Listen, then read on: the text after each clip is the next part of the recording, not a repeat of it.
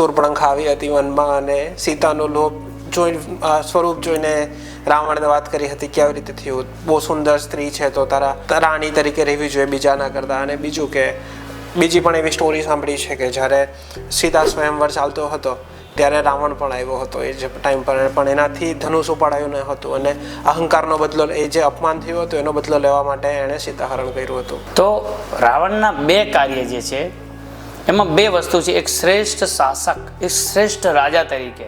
રાજાએ એમ નથી પૂછ્યું કેમ કાપ્યા, કોણે કાપ્યા, કે રાવણનું સામ્રાજ્ય એ વખતે એટલું હતું, પૂરું બ્રહ્માંડ રાવણનું રાજ્ય છે. એટલે રાવણને એક એવો અભિમાન હતો કે આપણું જ બધું ચાલતું હોય તો આપણે એમ ના પૂછીએ કોણે કર્યું, બોલ નામ બતાવ્યું. રાવણે પોતાની બહેનનો બદલો આ લેવાનું પણ કારણ હતું. અને જો રાણી જ બનાવી હોત તો મંદોદરીની સાથે બીજી બે રાણીઓ હતી, 3 રાણીઓ હતી ને, તો સીતાને પણ ચોથી રાણી તરીકે રાખત ને, લંકાની અંદર લઈ જાત. કે લંકા અને અશોક વાટિકાની વચ્ચે ખૂબ ઘણું દૂરી છે, લગભગ 100 કિલોમીટરથી પણ ઉપર છે. તો અશોક વાટિકામાં જ કેમ માં સીતાને મૂક્યા? અશોક વાટિકામાં મૂકવાનું કારણ શું?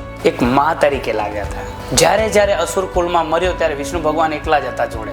આ વખતે રાવણની એવી ઈચ્છા હતી કે મારું મૃત્યુ થાય ને ત્યારે સ્વયં જગદંબા પણ હોય, શિવ અને શક્તિ સ્વરૂપે હોય, આ બંનેની સાક્ષીમાં મારો જીવ જાય તો મને અતિ આનંદ થશે.